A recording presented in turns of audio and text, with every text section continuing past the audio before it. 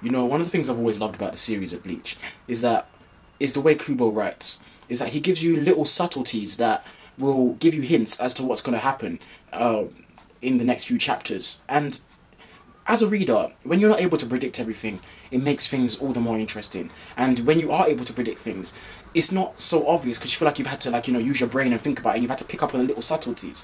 And that's what I'm going to be talking about in this week's chapter review. But nonetheless, for Master New subscribers who don't know me, I am the one and only, the man, the myth, the one and only Sir J Legends. And I'm here today to give you none other than your weekly prescribed Bleach chapter review. Now, before I completely dive into things, there's just a few things I'd like to say.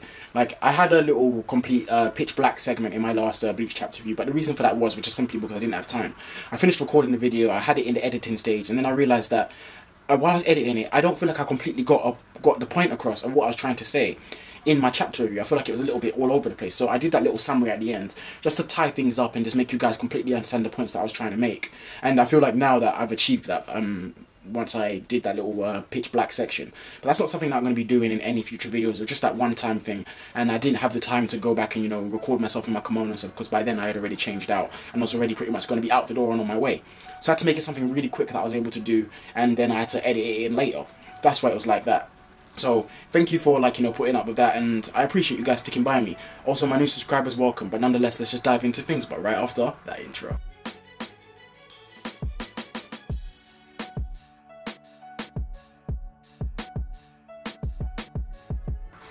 Alright guys, now, I feel like this week's chapter was in particularly very good. And the reason I say that was because I was touching on last week about, you know, what is the relationship between Nemu and Mayuri. But then we see that this week, we actually get some kind of clarification as to what that relationship is. As I said, when I gave my, you know, theory that, you know, did he create Nemu in the image of, like, you know, a previous wife or something, like, that could have been a possibility, but we see that it's more of a father-daughter relationship. And which is all cool, but now we understand why it is that Mayuri is starting to develop, like, he's starting to care for her, because he views her as a daughter that cannot be replaced. Because if you have a child in this world, like, yeah, it doesn't matter if you have another child. If one child dies, you can never make that child exactly the same again. Even if they're twins and they look exactly the same. Like, it's hard to make them learn and experience the things that you've experienced, because in life you experience, like, you know, one in a million things. You experience things that you would never have experienced had you made a different choice, or things have turned out slightly differently, and that ultimately makes you who you are. So Ichigo, you know, breaking into the Soul Society, and basically all the events that preceded that, those are things that are never going to happen again in that exact same fashion. And the way that all the cast are going to react to it is going to impact how a new Nemu, if she was destroyed and Mayuri had to create another one, would turn out. The things that she's learned and the things that he's installed upon her would obviously ultimately change, so therefore she's now invaluable to him. And that was just the main precipice of the previous chapter. Now in this chapter, it kind of goes a little bit further, whereas we see that she's been around Mayuri for so long that she even understands his procedures, the way he works and the way he does things. Like in this week's chapter, like, Nemu said that, you know, like, you forgot to take, you know, basically this basically flesh regenerating drug. And normally that's something that Mayuri would never forget. He's normally scrambling around, like, you know, the laboratory trying to find it and get himself all prepared before battle. And that's something that we know Mayuri does. He's always well prepared, well beforehand before battle. He doesn't really dive into a battle, like, not knowing what the person's abilities are and not having, like, countermeasures for that. But we see that that's different when it comes to facing against Pernida. And that's what always led me to believe that, you know, something terrible is going to happen to Mayuri.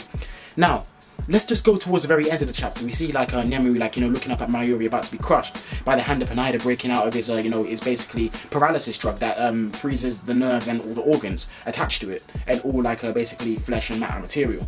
So when Nemu sees that, he even says at the bottom of the chapter in, like, the editor's notes, like, basically like a sudden rush of emotions. And basically we see, like, a little panel of Nemu, like, her foot leaves the ground, so she's going to rush into it to go and save Mayuri. So there's two things that are going to happen next week. Either she doesn't get there in time and Mayuri gets crushed and killed, which is something that I've been predicting since Baby Hold Your Hand, you know, this little sub mini arc came out.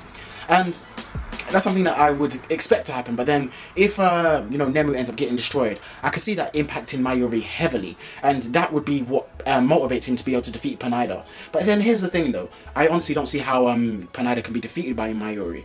Because Mayuri stated that, you know, Pernida's constantly evolving. And when you have a character like this that's constantly evolving, it's all your countermeasures that you put in place beforehand, they kind of go out the window. As we see throughout the course of the battle, Mayuri is basically thinking up of things on the fly, and when you're thinking up things on the fly like that, it causes a problem when your opponent is constantly changing.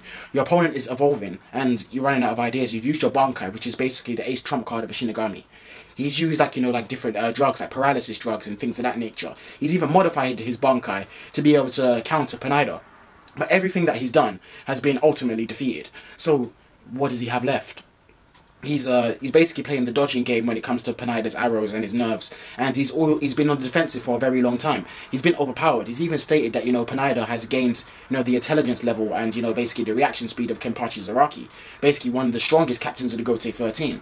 So when you consider that, he even says Nemu to retreat right now because he doesn't want to lose her, and he even noticed that she now doesn't have the reaction speed and the reflexes to be able to get out of the way and dodge the nerves anymore. So with that, he senses imminent danger, and he thinks about her before himself, which is what a father does to a daughter. It's like he would think about the safety of his daughter before the safety of himself, and then naturally, being the daughter, she doesn't want to see her father die. And it's a very emotional chapter. Very, very emotional. And when you dive into it and you look at, even the way the chapters are titled, like you had The Mad Lullaby, and then this week it's called When I Am Sleeping. And the way I look at that, I dive into things a little bit deeper than your average reviewer. Kubo doesn't do chapter titles for no reason. Sometimes you can argue that he does, but in terms of Baby Hold Your Hand, all the little sub titles that have been given to them have meant something. The Mad Lullaby is when you're preparing a child to go to sleep, and then basically that was the kind of realization that Mayuri does have feelings for Nemu and that he doesn't want her to die. In this instance now, when it says when I'm sleeping, it seems either Nemu is going to die, which is something that was hinted in the end of this chapter, because Nemu went to rush to save Mayuri, and then she could ultimately die by Pineda's attack, because as Mayuri said, she doesn't have the reaction speed and she's not able to deal with this kind of opponent. Does that not make sense? And that's just the way that I see things. Or you could take it on the flip side that, Mayuri is going to die. At the end of the day, somebody's going to die against the hands of Pineda unless somebody comes in and saves them. Because it's clear to see now that Mayuri doesn't have the capabilities to be able to defeat Pineda because Pineda is so unpredictable, being the left hand of the Soul King. When I compare the two sides, the left and right hand of the Soul King, the left hand of the Soul King tended to deal with physical matters, such as, nerve endings, controlling things, and dealing with the physical plane. While as the right arm of the Soul King dealt with more of the spiritual plane, being able to rejuvenate things and keep spirits alive. So that's just the way that I see things, and that's just my analysis of this chapter. Now, overall, I thought this chapter was a very, very good read, and I enjoyed it a lot, and it was got me itching to see what happens in the next chapter. I personally don't want to see Nemu die, and I don't want to see Mayuri die, because they're characters that I've grown fond of and I've grown to like. But in terms of impact it would have on the story, I feel like, their death would be, appropriate. And I feel like, we've said this for the longest time, that, some people on the side of the Shinigami do need to die, like some very important figures. Like Byakuya was supposed to die, and that would have had a very good impact on the story, but it didn't happen because of the fandom. But I think them losing somebody as powerful as Mayuri, it will make a significant difference. Now, I touched upon this in my previous chapter, that, with Mayuri dead, who could replace him? Yes, there are other Shinigami who could replace him, but none who would replace his effectiveness. Does that make sense? You have somebody like Kisuke Urahara, who is questionably smarter than him, but he wouldn't go through the same measures that he would go through. You have somebody who's intelligent like Sosuke Aizen, who will do drastic measures, but I don't think he'd come up with something on the fly like how Mayuri was able to, because with Sosuke Aizen, everything's always according to his plan. He's always pre-planned things, which is something that we see from Mayuri. But what is so unique about Mayuri, he'll do immoral things for a moral purpose, and I don't see anybody else in the entire Gotei 13 going through the lengths that he would to ensure that a victory or for the future of the Gotei 13. But Mayuri has somewhat been changing in these last chapters, and that's what the main premise of Baby Hold Your Hand is, that, this character's about to pass away or something terrible is about to happen to him. But the reason we're going to show you this is because we're now going to show you his character development, and it's through this epic change is why we're going to see his character development, because a character such as Mayuri, who is very defined in his own right, and people began to like him, there's no reason to give him character development unless it's for the benefit of the story or something's going to happen when you have a character that's as complete as he is.